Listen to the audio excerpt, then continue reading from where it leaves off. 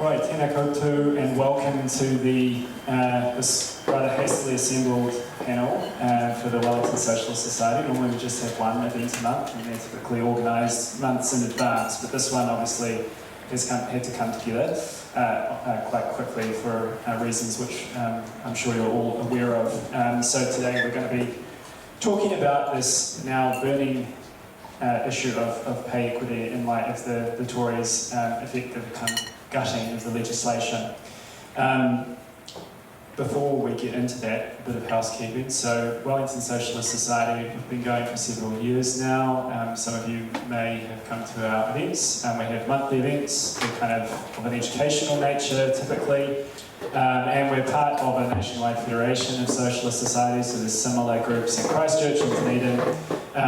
We have a little journal. There's copies on the bar up there, the Commonweal, which is, I think, twice annual issues of it now, which you can buy, but if you're a member, you get copies for free as part of your membership package.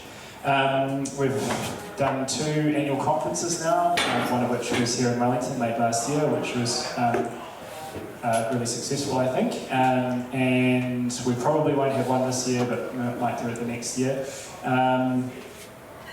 Yeah, we just try to do our bit for various causes that we broadly agree with. It's a pretty kind of big team organisation, the Socialist Society, trying to bring people together rather than ponder our many differences. Yeah, so anyway, I thought that I could maybe help the discussion get going and help the audience kind of get a handle on this issue by giving a very brief, potted kind of history of this struggle for pay equity. And I mean, it's been useful for myself because it's kind of a technical issue and it's got a long history, and so it's been useful for me at least to go through this, and hopefully it'll be useful to you as well to help understand what our esteemed panellists are going to talk about. In fact, I should introduce you guys now, shouldn't I? Shall we do that now? So first we have Therese O'Connell, and she's been involved in equal pay and pay equity issues for a long time. I think you told me, Therese, since you were 18, which my math is correct, since 1970?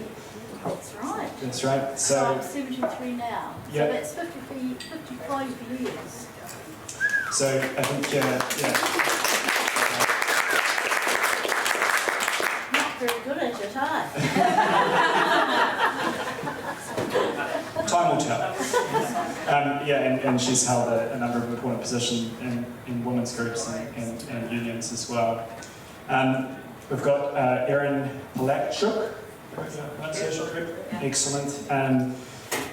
She's been involved in unions for 20 years.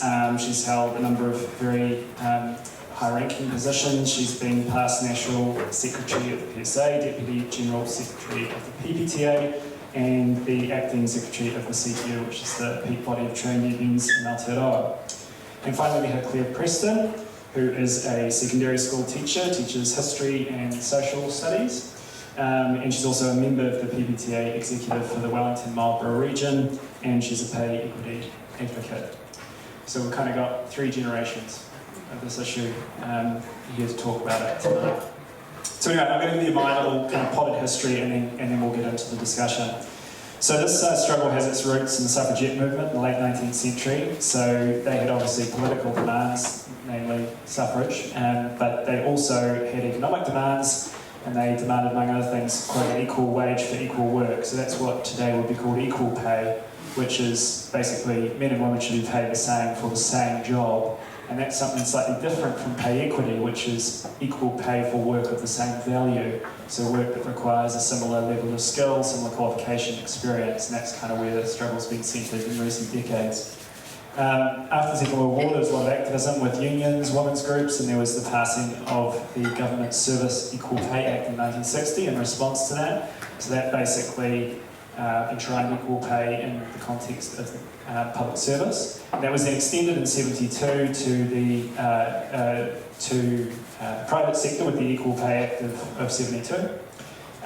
So the original act in 1960 actually had provisions not just for equal pay, so equal pay for the same job, but also equal pay for work of equal value. But basically that latter part was never really honoured for government sector or private sector workers. So, following further activism in the 1980s, they had the Employment Equity Act in the 1990s, so that had improved pay equity provisions, but that was basically instantly repealed by the new national government in December 1990, so it never really had any meaningful effect.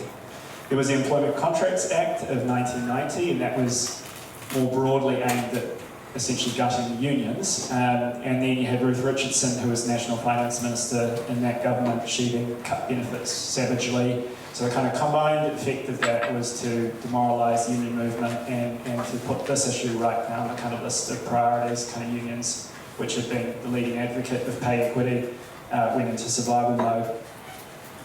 Fast forward to 2012, the Service and Food Workers Union took a pay equity claim on behalf of Kristine Bartlett, who's an aged care worker in Lower Hutt, to the Employment Relations Authority under the Equal Pay Act of 1972. And this went through several courts before it was ultimately ruled that claims for pay equity can indeed be made under that act. And this led to a whole series of things, but perhaps most significantly the Pay Equity Amendment Act of 2020 under Jacinda Ardern's Labour government, which enshrined these principles in the law. So the principles, the process, and the tools that were developed to settle claims made under that 2020 Act. I just want to quote here from the Public Service Commission because I think it shows how significant that change was.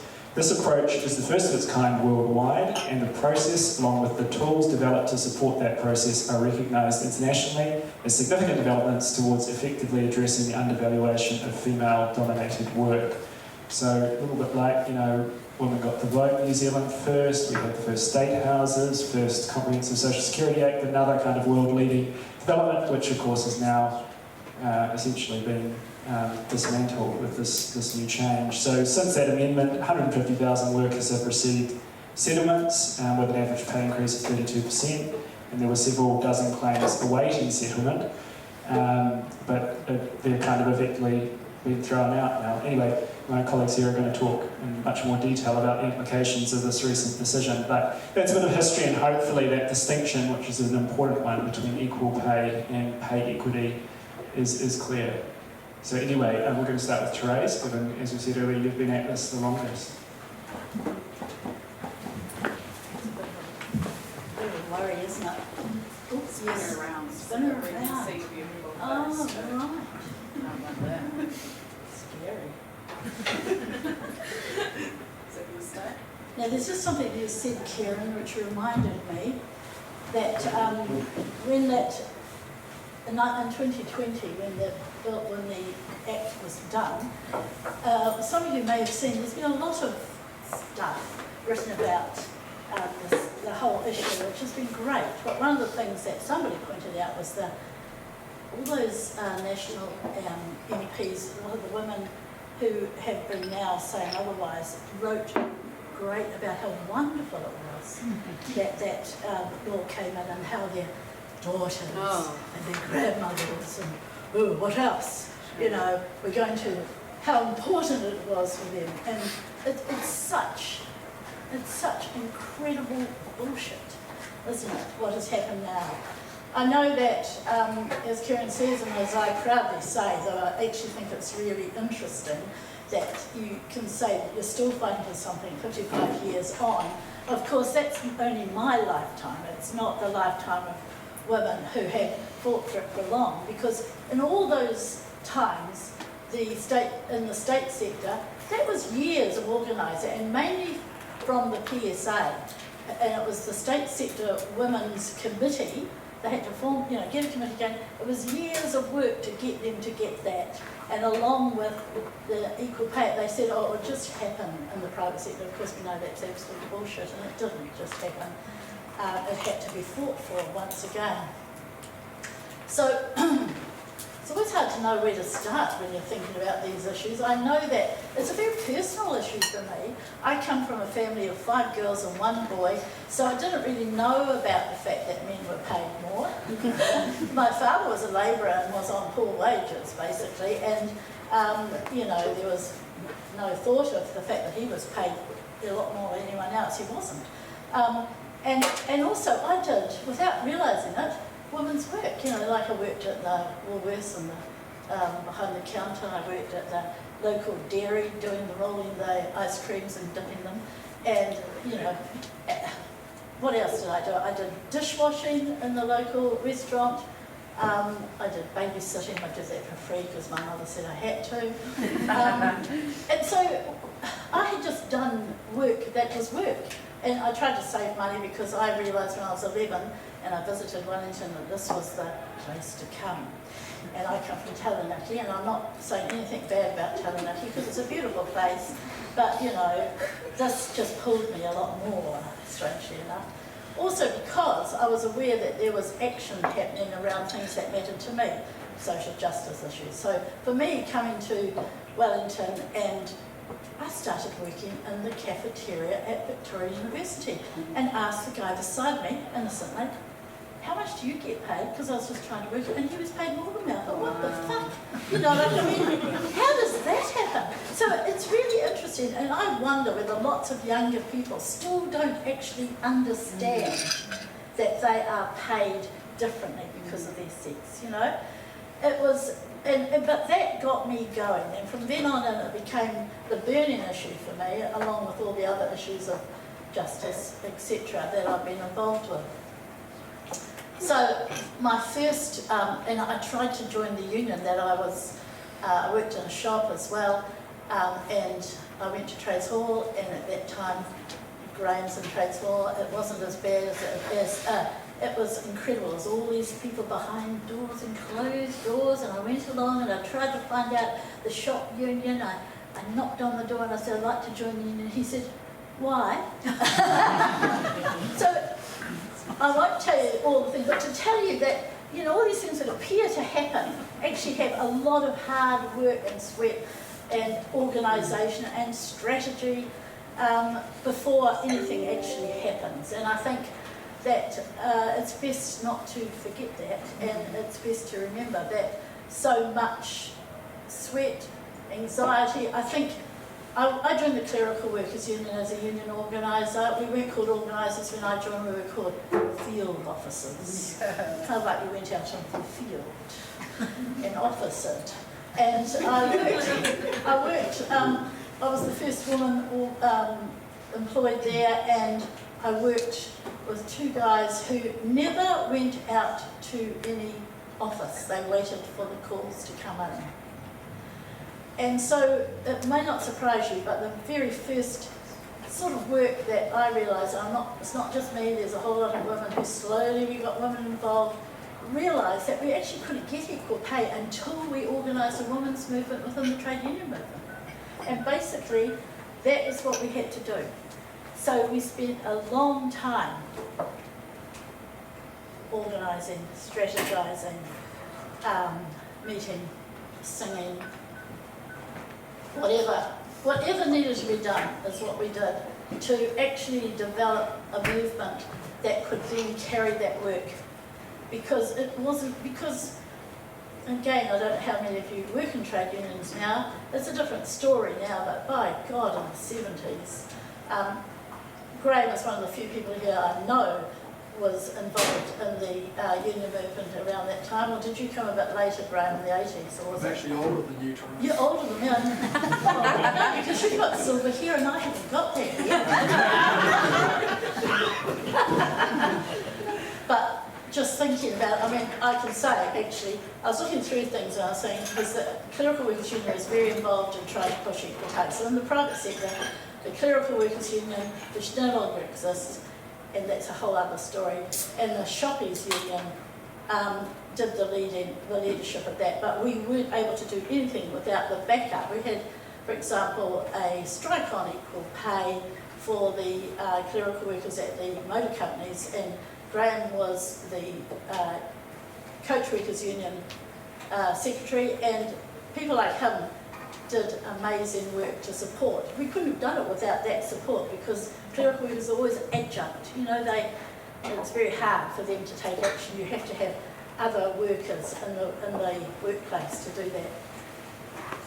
Anyway, so you tell me if I'm talking too much or too fast, or anyway, where are we going? So we had demonstrations in the 80s. We took a case to court. We had a huge campaign called Value Women's Work. And I think that was one of the first broad campaigns that we did to try and raise that issue about the fact that it wasn't just equal pay, but it was valuing women's work. So giving the value to it. Because I know, for example, that when the Equal Pay Act came in 1972, and I was working as a town clerk's department in the Wellington City Council, that actually they had a plan, and I remember going to the union about that too. They had a plan for it to be implemented over a period of 4 years. And that's how they do it. Well, I mean, it's still now, isn't it? I mean, they still do implementation, so you think, oh, good, that's where everyone got a pay. It's not true. Very slow implementation of these things. And also what they did, and this is where unions unfortunately got caught in it, was they did things like reclassify jobs. So for example, I went for a job as a clerk in the Wellington City Council, and they put all the women, they created a new category, clerical assistant. So there's always ways that people got around it. So I'm still raging from anger at that, let alone anything else. So I must say, over the years, we did some great campaigning, and the unions learnt to work with each other a lot more and developed strategies. And as you heard from Kieran, new legislation came, and we thought, well, maybe this is going to happen. Though it does seem quite complex, it's going to happen, you know. And then suddenly, it was 12:30 last Tuesday fortnight, and I live in a retirement village on Athletic Park, and I quite like living there, as I said to them all, because I'm the baby, you know, at 73, so it makes me the child all the time. So suddenly I saw on my phone that there was a call for a demonstration. I thought, threw my bloody walker into the back of my car, and I drove furiously. I could feel myself, but calm down, calm down, calm down. Calm down, don't get killed on the way. You know, we don't need martyrs. Much as with the name like O'Connell, you can see I've been involved also in the Irish questions over the years. No martyrs, just get there and then find a fucking car park. Gosh, it's a terrible thing. And apparently there's a court case on at the court at the time. Oh God. Anyway, I suddenly remembered, this sounds really stupid from someone who's actually very straight scientific in terms of other things. I thought of my dear grandmother Bridget. Now Bridget died before I was born, but Bridget has been wonderful in getting me car parks all my life. I just invoke her. I say, hello Bridget, and I'm actually now quite polite to her. I don't insist that she gets me a car park. Would you get me a car park, please? I'm really in a hurry. It's an issue that you would be really keen on. Car pulls out, and I pull in. It works every time, but don't you try her. You've got to find your own. Don't use mine, she'll be too busy. So I got in the walker and I pushed the walker all the way down. I'm thinking, I don't have a placard. It doesn't really matter. I got there for the last 10 minutes. I felt good about it. But I had to say, I don't know whether it's good for the old body to have this amount of anger. And I say, it fascinates me because I know how angry my generation are about it. They're furious because we spent so much time, you know, it's not just the fact of the time we spend, but it's the issue that it just continues. It's like, when the fuck will this end? And maybe it never will. So, it will, but you have to be optimistic. We absolutely have to be optimistic, because otherwise you'd probably kill yourself. Too young to die, I say. I am. Anyway, that probably gives you a bit of a flavour, does it? Kind of. Let's get on to, always keen to have questions at the end of this, but Kira, I think it's time for you, darling. Is that the plan? Yeah? Yeah? Yeah, cool. Ngā mihi kia koutou I tēnei pō. Ko Erin Palatu tāku ingoa no Kapiti te kāinga, so I've got a bit of a drive for me after this, so sorry, I'm going to take off a little bit after, just because I've got to get to a thing. My night hasn't finished. No. I just, God, when I was told there's only 10 minutes, I went into a little bit of a panic because this is a big issue. I think you get the sense of the history of it. I think you get a sense that there are lots and lots and lots of people involved now and forever in the struggle, and that there's also a little bit of complexity and technical stuff. So I wondered what maybe I could bring to this that's a bit of a different lens, and I thought I might talk about the claims process. Is that all right? Yeah. So when I started at the PSA National Secretary role, they had just started that with 100% campaign. Do you all recognise that with 100%? Yep. Yeah. So Got the t-shirt. yeah, me too. I pulled it out when I went to Tim Costley's office, even though I'm no longer a PSA member. I put it on, and then I got there, and it was the biggest protest I've ever seen in my small town, and I thought, PSA must have done this. And then found out it was a retired teacher who had organised the community to come out and protest outside the Tory office. So it was pretty cool to be part of that. What I wanted to say is when I started at the PSA, that had kicked off. But what I think, the reason I wanted to start with referencing with 100% is that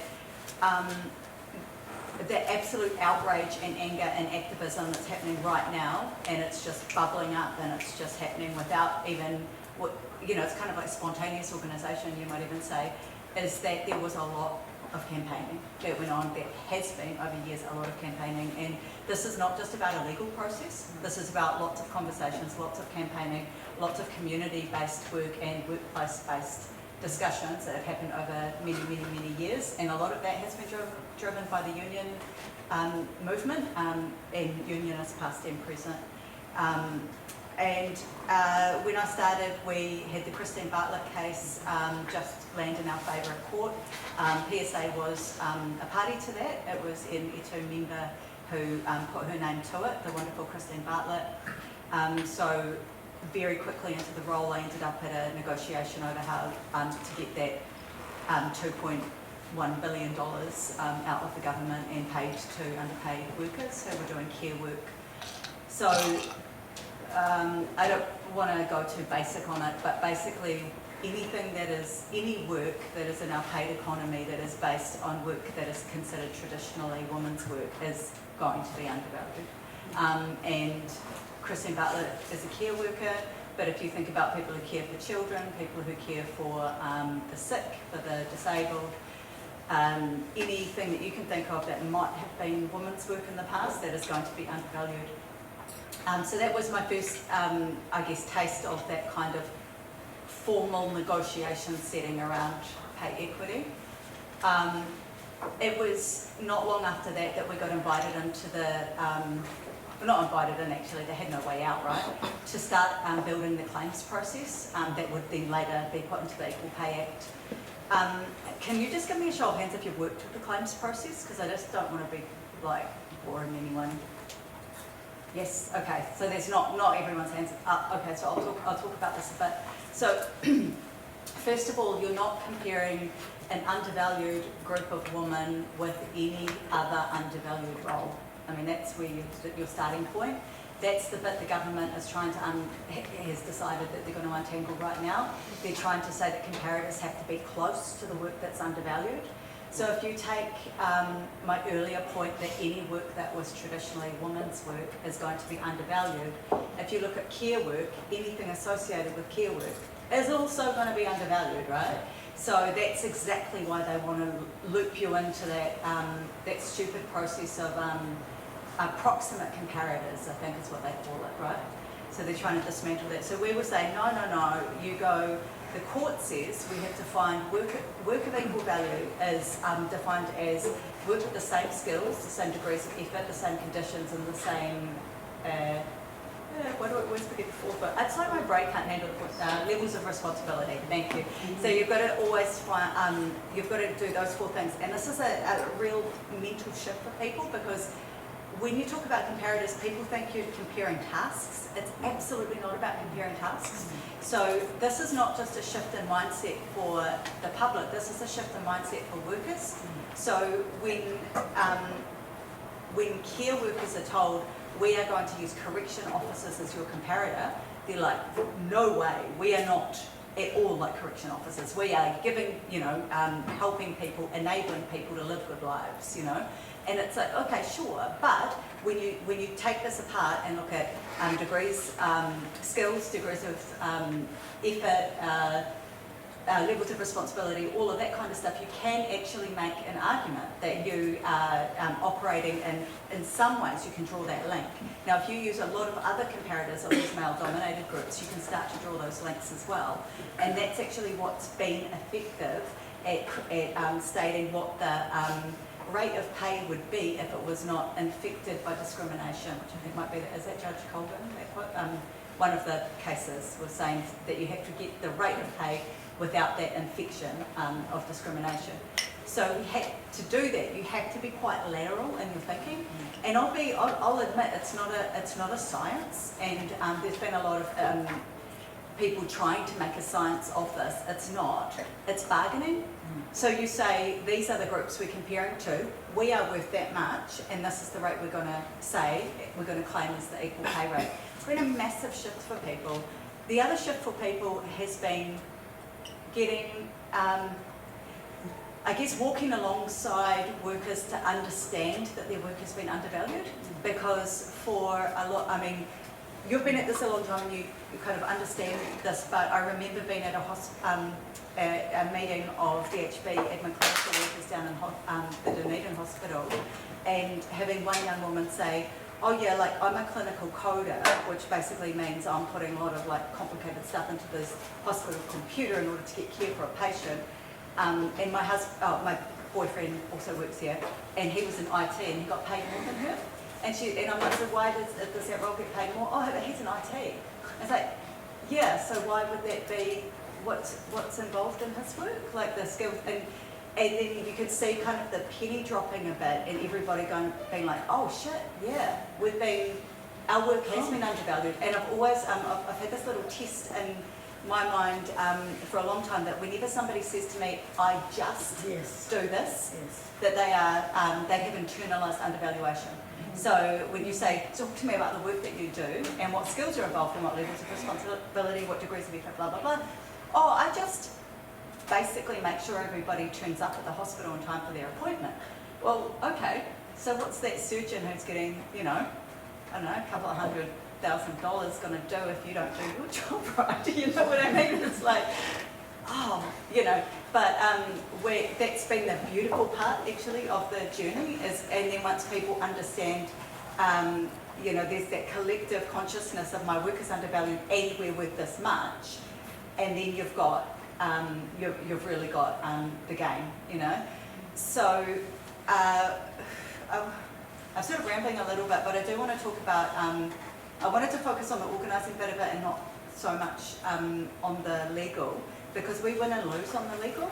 So the very first, one of the very first union cases that was taken after we got that claims process enshrined into the Equal Pay Act, the very first case basically was devastating for the union movement, because it said that the pay equity process had to be separated from your collective bargaining process.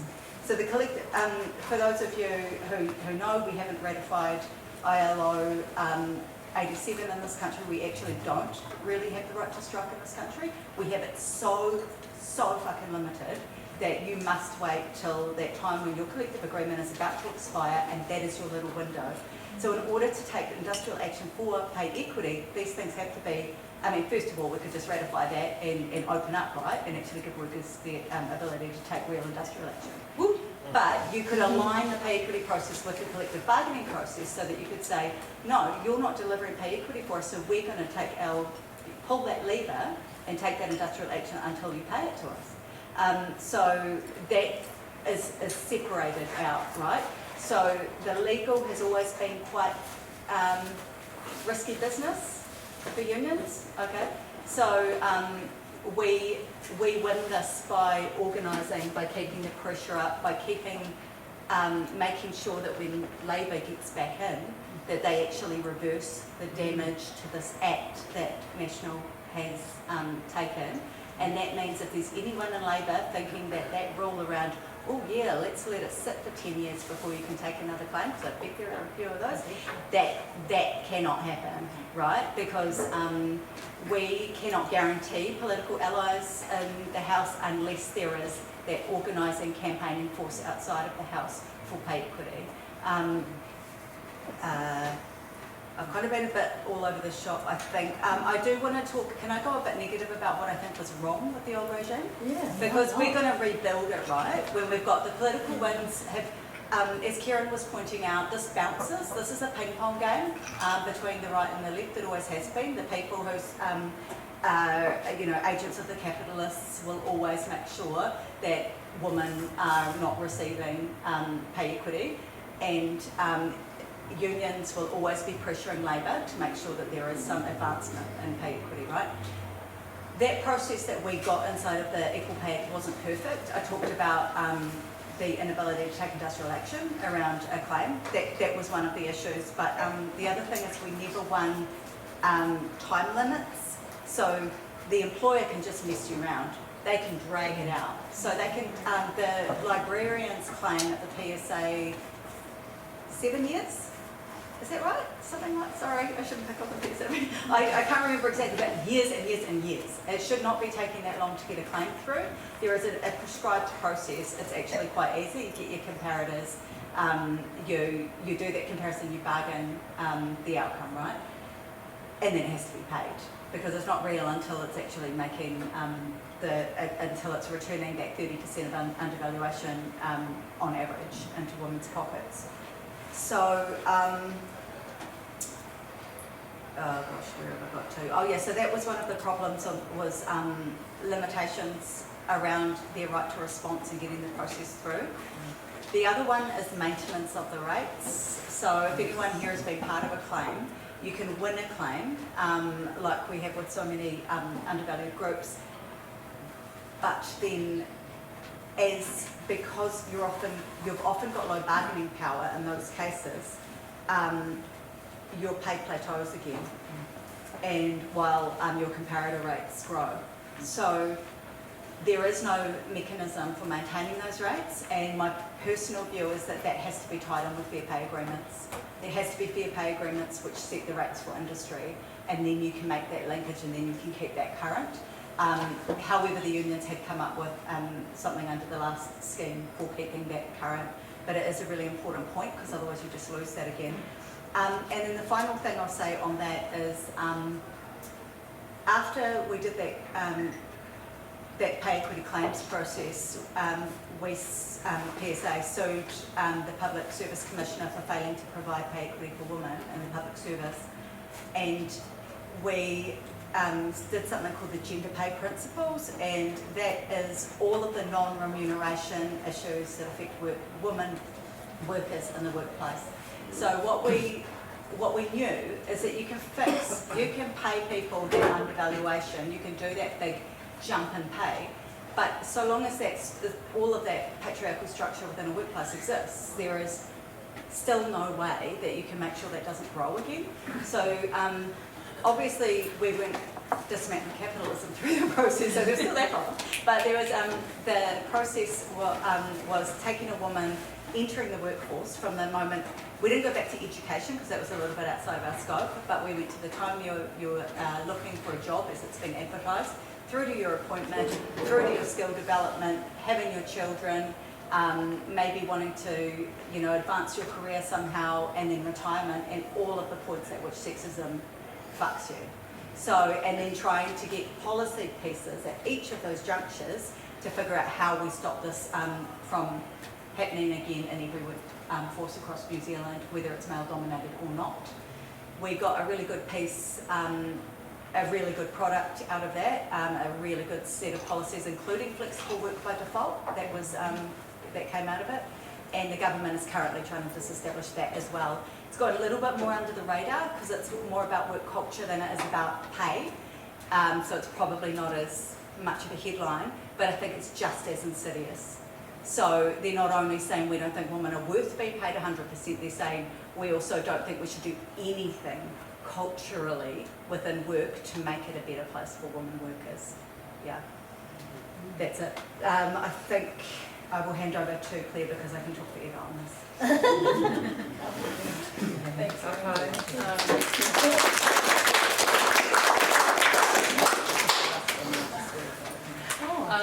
Kia ora koutou, ngā mihi o te pō ki a koutou, ko Claire Preston tōku ingoa, no Ngāpuhi, no tangata tiriti o ku iwi, ko Hongi Hika tōku tipuna, ko Kako o te tikanga aiwi. So yeah, my name is Claire, I'm a social studies and history teacher, I'm on PBTA executive for Wellington, Lower Hutt, and I've had some pretty reasonable involvement with the teachers' pay equity claim. So yeah, absolutely total of what Erin's been saying. It was not a perfect regime in any way whatsoever, but obviously the complete gutting of it is something that I'm personally feeling a really strong need to respond to. So yeah, the teaching unions, PBTA and NZEI put in significant time and resourcing to this, and we had a lot of people working really, really hard over a number of years. Training people to be doing interviews, to be collecting the data. So for example, I went out and spoke to a teacher in Lower Hutt. I was scribing because the process didn't allow you to record. And yeah, just this first year teacher told me the trials and tribulations of her work, and it even kind of hits you in the face, even when you're also in the sector. You're just like, whoa, like we do a lot. Yeah, the types of things that she was talking about, like breaking up fights, driving long distances to take kids to extracurricular activities after spending a full day in the classroom, being the lead of an area of learning when you're in your first year of teaching. Yeah, just this is very common things that are happening in the sector, and yet it continues to be undervalued. So along with our obviously showing solidarity with people in other caring professions, because their mahi is so important as well. I really need to Teresa and Erin for kind of laying the groundwork, or setting the scene of what's happened with pay equity thus far, because I really want to talk about where to from here, and kind of how the law, you know, obviously I'm not a lawyer or a legal expert in any way, but just what I've learnt from my involvement in unions about how the law does impact very significantly how we're able to respond to this particular situation. And I'm not necessarily sure that that is very common knowledge out there in the world about the Employment Relations Act 2000 and the power that it does have. So I'm just wanting to spread that knowledge as far and wide as possible, and get people to speak about that to friends, whānau, journalists, I don't know. And yeah, make sure that that information is as widely accessible as possible, because in my view, what the government has done to the pay equity process that was available to us is rendering the spirit of the Equal Pay Act 1972 completely null and void. The spirit of the Equal Pay Act for me is to establish equal pay between men and women for equal work, and that's no longer possible under the amendments that this government had put in place and rushed through under urgency. Again, exercising far more power than the unions legally have to respond. So, yeah. Form your own opinions on what you think about that, but yeah. So I did just want to mihi as well to an amazing group of women in 1968 who were the Ford machinists, who I believe, I mean, correct me if I'm wrong, but that I know of are the first group of female workers who kind of came up with this idea of pay equity. They went on strike after it became evident that they were being paid less than their male counterparts in the manufacturing part of the Ford factory in Dagenham in the United Kingdom. And so there's a fantastic movie that everyone should watch. Many of you maybe have already. It's called Made in Dagenham. And it's about how these amazing women took action, went on strike when there was a common view that women don't strike. And yeah, did this in 1968, which then gave rise to the Equal Pay Act in the UK in 1970, which also laid some groundwork for, also created some influence towards us reaching our Equal Pay Act in 1972. So yeah, some backstory there. But just yeah, on the note of what we do now, and Erin's already touched on some of the legal implications, but as it stands with the Employment Relations Act 2000, striking in response to this is illegal. In response to this, as I believe the Fitzsimmons of the PSA called it, constitutional vandalism. So we've had this really extreme thing happen and we have no legal recourse to respond to it. Yeah, so currently the Employment Relations Act strikes are only legal in very particular circumstances. So it has to be, strike action can only be taken by union membership once a collective agreement has expired and negotiations have broken down, or for genuine health and safety reasons. So this rules out also things like solidarity strikes or industrial action like we've seen in the past. So on a recent trip, this is a bit of a secret, but on a recent trip to Melbourne, I learned that wharfies refused to handle Japanese imports during Japan's invasion of China during World War II. So there's no legal way for us to use strike action as protest protest of this government's lack of action on Palestine, for example. All of that is completely restricted and illegal under the Employment Relations Act 2000. So yeah, just emphasising, I'm of the view that more people need to be aware of this and aware of how this legislation does exercise quite a lot of control on our lives. Yeah, I think you could make the argument that a certain level of state control of strike action is an issue of democracy, but I will leave that for you to decide. If you compare this with somewhere like France, where the right to strike is constitutionally enshrined and employees cannot be sanctioned for participating in strikes.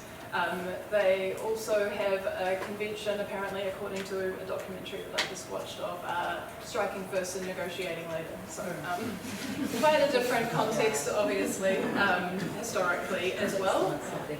But yeah, I think it's important to acknowledge that there are other jurisdictions out there, and it makes it, yeah, it tells us that what's possible out there internationally.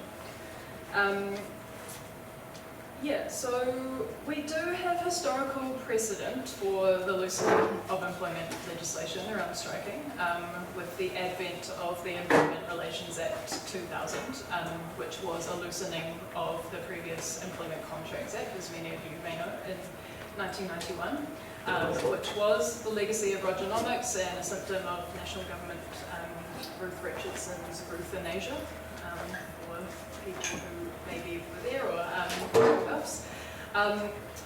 So yeah, again, I just want people to know what the Employment Relations Act, what control it exercises on our lives. What we do with that information is, you know, a further conversation. But if people are aware of that, then they can form an opinion on whether they think that that is good legislation for our country or not. And it really, after this happened 2 weeks ago, I really was literally, apparently, scratching my head about what's the way forward? What do we do? Like the law, we can't strike. What can I do? And so I came to the conclusion that the best use of my time right now is making sure that as many people as possible know that that is the reality of the legislation as it currently stands. So, yes, talk to everyone about this, convince journalists that this is something really worth telling stories about. I did also just want to talk about some of the silliness that happened in Parliament last week from certain members of the coalition government. And I do have a resentment that I think we saw of the appropriation of feminist outrage from members. Yeah, exactly. And yeah, this, I think the feminist movement is sometimes a little bit vulnerable to aspects of it being appropriated by people like Nicola Willis, like Brooke Van Velden. In my view, feminism is a socialist movement, it's a class issue. So I don't appreciate the enemy coming in and claiming it for their own and using it to absolve themselves of, frankly, what I think is a crime against women. Yeah. Especially after, as we've already mentioned, the promises that were made by members of the current national government back in 2020 with Labour's legislation, and we saw them all line up for a photo and say how they dreamed of how this would impact their daughters in the future. And obviously, when I see that, I mean, I'm always suspicious. Yeah, but I just think it's worth emphasising, never trust a Tory. If you're pretending to be feminist, just don't. I think as well, it lends itself, we've talked about the presence of capitalists in feminist spaces.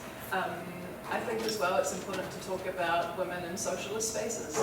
And, you know, we talk a lot about Marx, Engels and Trotsky and Russians, but I think there's a lot to do in terms of raising the profile of people like Rosa Luxemburg, and in our Aotearoa context as well, talking about people like Tina Ngata and Ranginui Walker.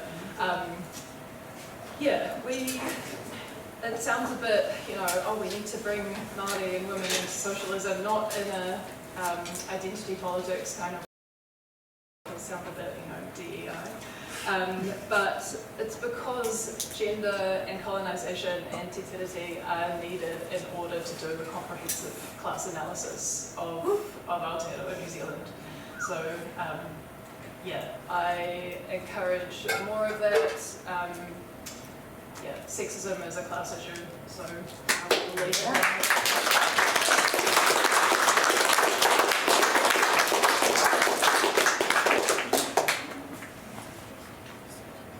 Questions? I think we might just take a very brief break.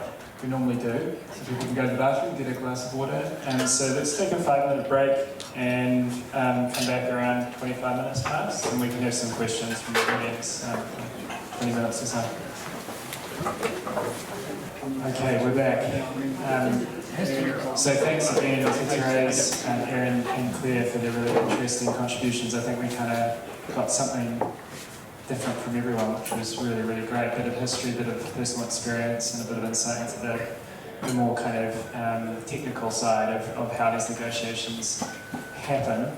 I'm going to just be a bit bold here and insist on asking the first question, and then we'll put it out to the audience, because I feel like I can't help but not touch on, I mean, you guys touched on implicitly the kind of political ramifications of this decision. I mean, Erin, you talked about Labour, in your view, not being necessarily people we can rely on to, when they inevitably get back into power, to repealing, as it were, that they might try, if not pressured.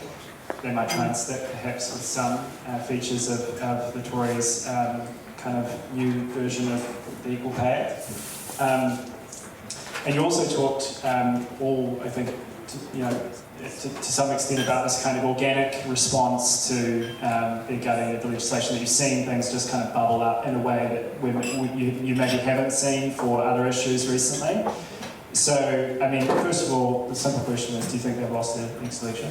But the perhaps deeper point is whether or not the Tories have lost the election over this issue.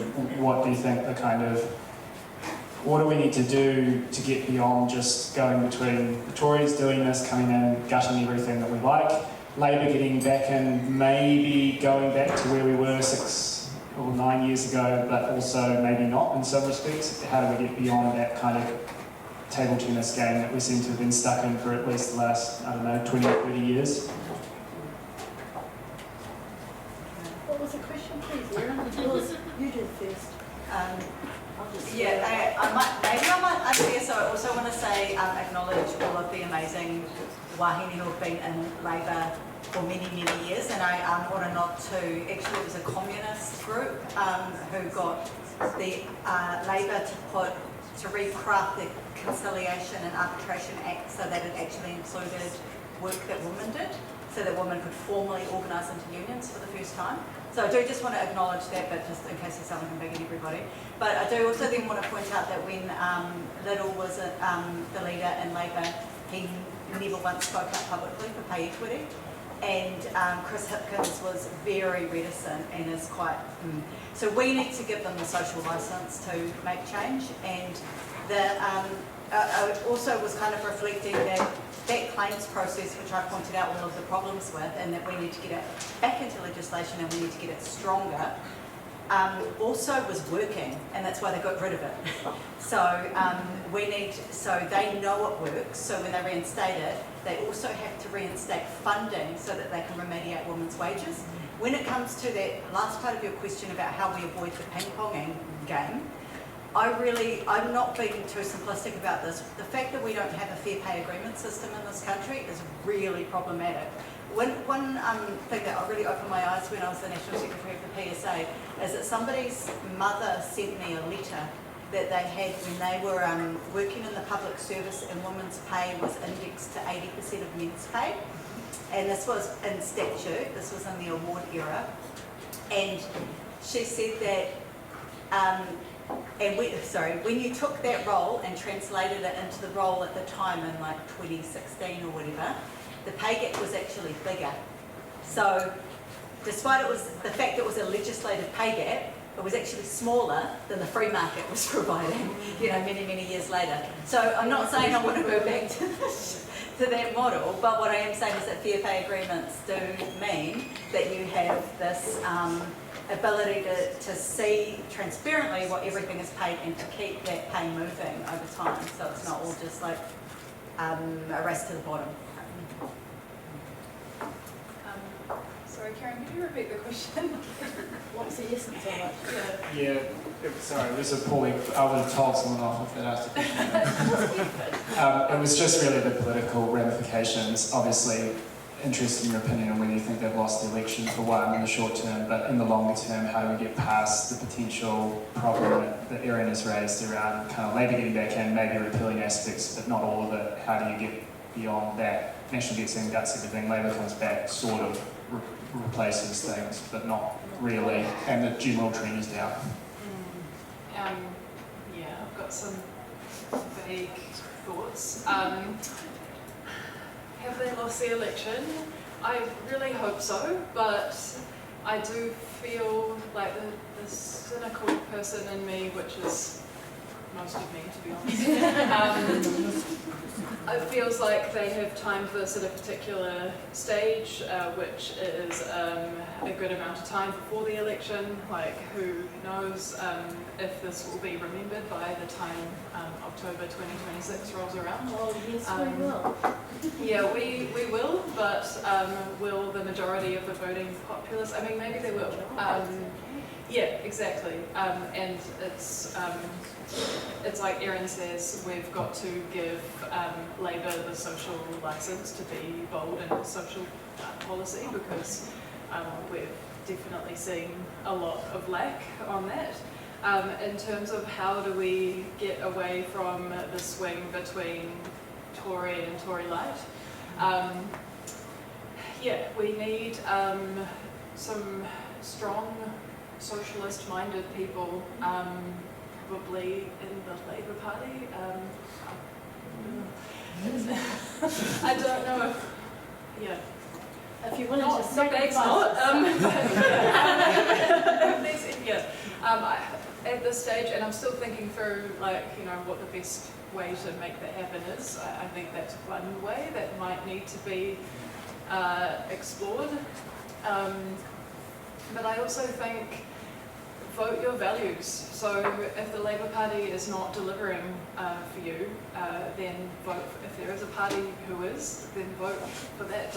We've got MMP, don't vote for the lesser of two evils unless the lesser of two evils is no longer just the lesser of two evils. And yeah, but it's really disappointing to hear Chris Hipkins say a few weeks ago that a lot of the reforms that this government is making would actually keep. And it's disappointing in my view to hear the way that he engaged with the comments that Tamara Paul made around policing. I felt like that was really just not engaging with the research and was in quite an uncourageous way, kind of shrinking back into the base of centrism. So yeah, I really want our politicians to engage with truth. That would be wonderful, and make their policies respond to the reality of our society through engaging with people who are sociological and economic experts. But yeah, those are just my kind of rambling thoughts. If anyone else has answers, I'd be very interested to hear them as well as obviously probably really looking at the ERA and some good organising around that, because if Labour can't deliver, then it will require strong unions and probably industrial action in order to hold them to account. And goodness knows that when they were in government last time, when teachers were in a pay round for our collective agreement in 2023, they were not easy on us, and it really did require a lot of strong union industrial action in order to hold them to account of, you know, the vision or something that came near the vision of Michael Joseph Savage and their actual labour roots. So yeah, doing whatever we can to get them back to that. Well, sorry, Eddie, I might just jump in beforehand. I've known Eddie and I were involved in the very early beginnings of women's liberation in Wellington, and I think we both were members of the Spartacus League at that time. I declare myself to have been a member of the Spartacus League. I've also been a member of the Marxist-Leninist organisation and the Wellington Workers' Communist League, and Workmen's Alliance, all concurrently, sort of whatever. And I wouldn't say, unlike dear old Eileen, I don't know if any of you got the chance to ever meet Eileen Cassidy, who was the most amazing woman who worked tirelessly for the Palestinians. She started out as a young woman involved in the Labour Party. By the time she got into, you would might know her, Mark, because by the time she got into her 80s and 90s, she was an anarchist. So like other people go the other way. I will openly say that I have joined the Labour Party deliberately. I am sacrificing myself. I say that because honestly, I joined one branch, I couldn't fucking stand it, and I just thought it was like being back in the Trades Council all those years ago. I couldn't stand it. And I then picked a group that I thought to myself, I might be able to do something, because honestly the thing is, some of you belong to groups, and that's great, and in those groups hopefully you do action together, and I think that what we need is a stronger development of socialist organisation. And to me, how that is done without it being everyone bloody into Nissan fucking, I said this and you said that, and I said Trotsky wasn't any good, and I said no. You can see that I am not a theorist. I've never been a theorist, and one of the reasons I have probably gone from place to place is that for me, taking action over the gut of what I have believed in is to me the most important thing for me.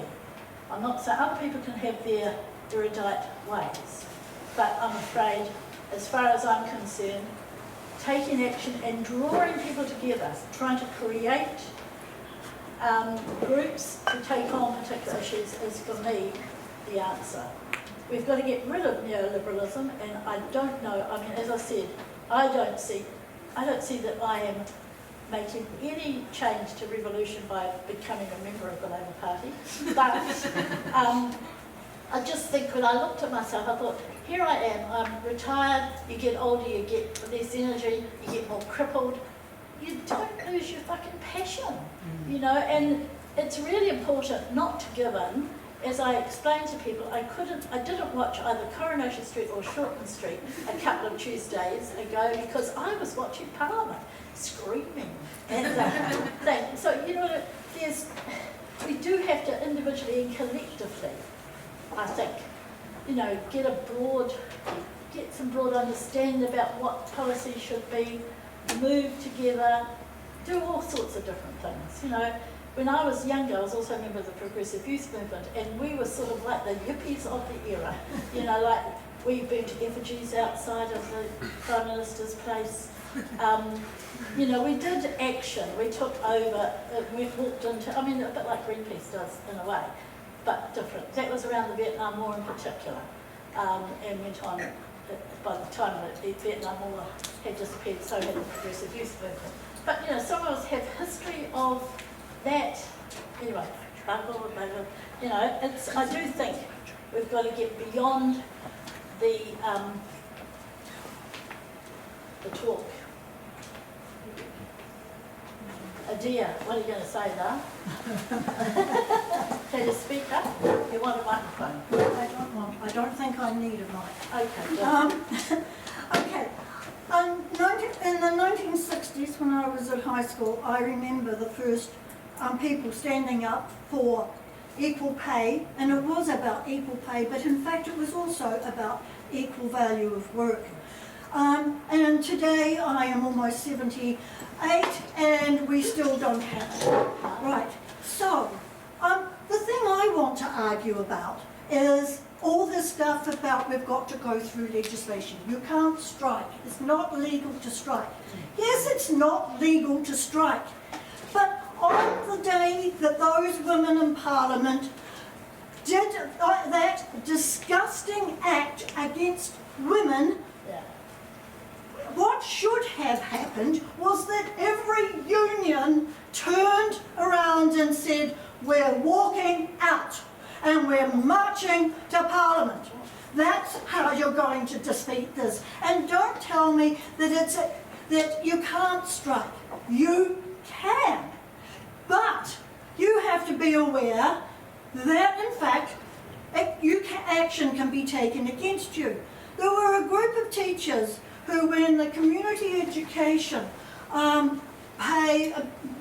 fund was cut, and huge numbers of tutors were being sacked, and huge numbers of the population who were old or young and needed second chance at education were being penalised, and $35,000 was given to the Wellington Collegiate private school by the government. Yeah. So, what were we told to do by our union? Write a letter, sign a petition, get a petition going. And, you know, that was what the action was. How pathetic, how terrifying for the MPs to have a petition or a letter. So, what we decided to do in our union at this particular school was that we were going to organise a strike. And we fought, and we had lots of arguments, and I got hauled into the headquarters of the PPTA by the president of the PPTA and told that I was not going to be allowed to leave that office until I had called the strike off. And I said, well, I'm not calling the strike off. I can't call the strike off. The strike was organised by the membership of the branch. I am not the branch. I am a member. So I said I will take this issue back. And tomorrow, and I will tell my colleagues that the union is up for a $200,000 fine. Every member who goes out is up for a $20,000 fine, and all the rest of the stuff that was rolled out. We lost a couple of people, but the rest of us said, we're going. Now, it was very small, but we did go. And we were threatened by the PPTA that, you know, we're all going to get in jail and stuff. What happened to us? Was I ever put in jail? No. No! Was anyone put in jail? No! We're still waiting for it, dear. I'm sure the PPTAs actually would love it. But I'm retired. But the thing is that, you know, it is capable. We need to bust that decision, that law. And how do you bust that law? How do you empower workers to be able to use their industrial strength? Because that's all we've got. That tripartite committee that the CTU's got in its latest manifesto is a betrayal. Because who's on that tripartite committee in order to work out whether the workers are asking for too much or whatever? That is bosses, politicians, and the union. Oh, if I was the politicians and the bosses, I would be celebrating. A lovely big brandy is required. The thing is, that is a betrayal, a total and utter betrayal. It is based on apathetic negotiations with no industrial weight behind it. And we need to get the guts to stand up and say to Andrew Little, who at a little picket line outside one of those takeaway places, he's, you know, it's very good that you're out here picketing. And as he left, I said, so Andrew, you will reverse the anti-strike legislation. And he said, no. Right. So, why vote Labour? Labour is not done. You know, they put the original bill for pay, equity, and equal value of work. But what have they done since? They have tied us up in knots. And those knots have got to be cut. And we have the power as workers to do that. And so that's what we need to do. Not itsy bitsy nice, please. No, we're over there. On the street. Yeah.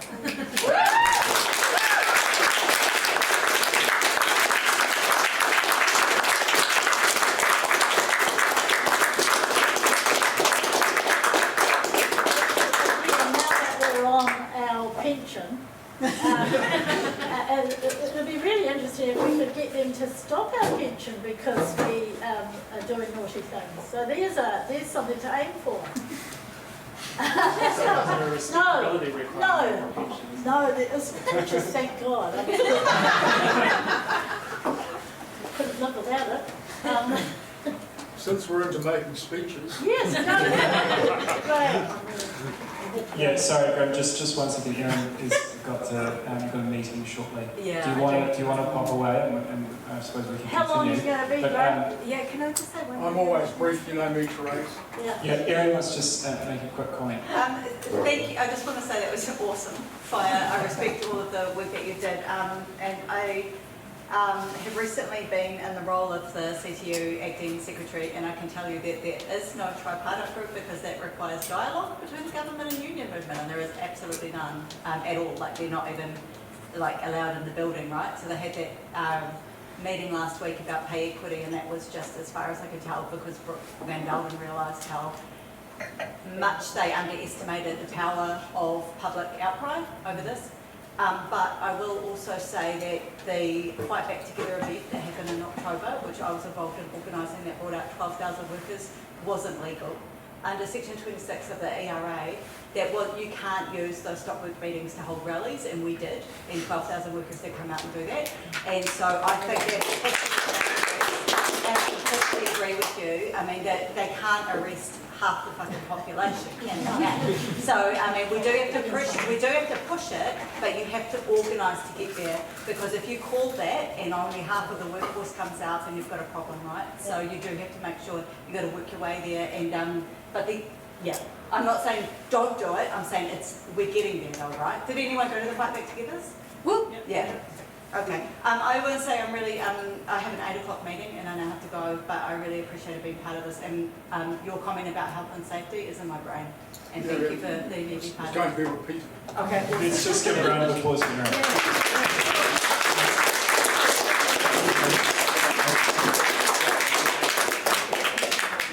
No problem. Thanks for coming. All right, Graham, you wanted to say something? Yeah. They tell us that we're free living in this country, but we're not. We live in a cage of neoliberal laws that confine us, restrict us, and enrich the employers, because that's what neoliberalism does. The government has presented us with a golden opportunity to start mounting the kind of campaign that will actually begin to change and break free out of that cage. It is not true that all strikes are illegal except for collective agreements and a little bit for health and safety. If I look at a lot of people out there today, there is a lot of poverty.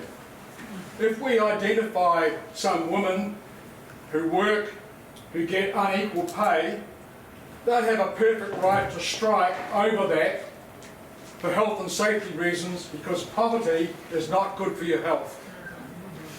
And so if you consciously organise amongst some low-paid women to strike for health and safety because poverty is not good for their health or the health of their kids, then that would start building a campaign, and that campaign can start to challenge the other parts of the law about not striking except if you're bargaining for a collective agreement.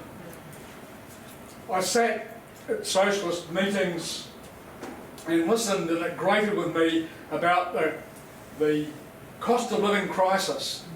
You know, we had an election fought on the cost of living crisis. There was no cost of living crisis. I remember when inflation was 15%. It wasn't a crisis. We went on strike and got more money. But now you can't. The crisis is that you can't go on strike to get more money. And we need to break out of that neoliberal law and the others. I don't care whether you're a Trotskyist or a Leninist or whatever.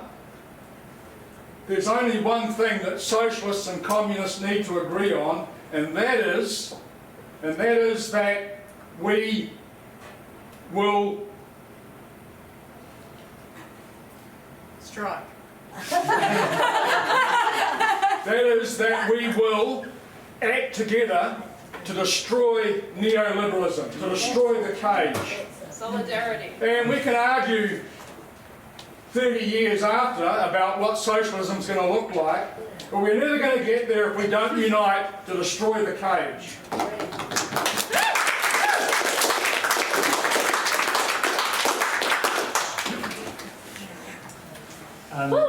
I'm conscious of time, it's nearly 8 o'clock. If anyone's got any really burning questions, we can maybe do one, but I think then we should wrap it up.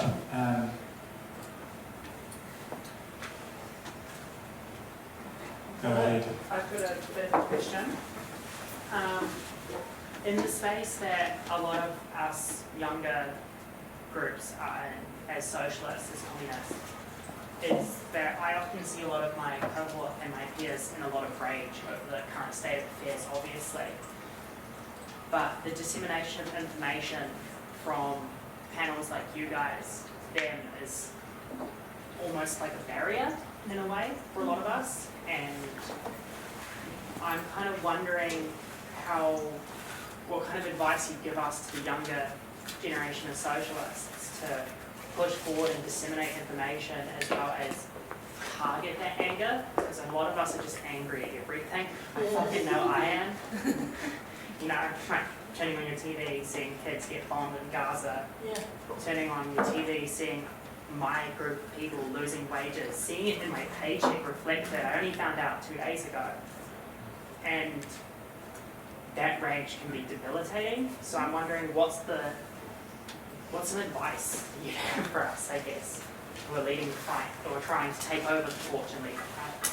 I think action is one of the most important things, to feel that you can act in some way, whether it's in a bigger group or other. You know, my outlet has always been singing, so I have been part of choirs with use singing and comedy at some stage as well, to try and, you know, poke the piss at things, and, you know, like, you can get a message across in a song or whatever. So for me, there's various means, but also it's kind of getting the message in the language that you use. You know, I've always found that really frustrating. As I said, when I joined the union movement, it was like trying to translate the legalese that was used all the time to words that I understood, and that I knew that others would. And it's not dumbing down, it's actually just trying to clarify, and also trying to get through some of the obfuscation, is that the word? It's a good word, isn't it? I know it's a good word, but, you know, trying to get rid of some of that, and making things clear. You know, so it's, I think you have to look around to see whether the group that you're a part of is able to kind of explain some of this thing that is going on, get to the rally, find out what other things are going on. I mean, this is great to have this. There's so little happening. It felt like if you're not already, if you're now too old to be, well, not too old, never too old, but you're not part of a union movement, and often in the union movement, your union may not be, you know, it might be all been done at a higher level than you are, you know, if you know what I mean. So it's, I think, clarifying the issues and finding your own way. I know, because anger anger made me fatter and fatter over the years, because I just appeared calm and then ate more. You know, it was luckily it wasn't alcohol, I would have been destroyed. But you know, but you do have to look, and we didn't look at those things then. You wouldn't even talk about that. You know, that there's that sort of thing that's an issue for people. But it is. You know, you do have to sort of save yourself, so to speak. Find your way of doing it. Does that help or not? Yeah, no, thank you. I just... Yeah, no, you're so right. You just have to, it's like, where do I go, you know? I feel a bit like that at the moment, you know?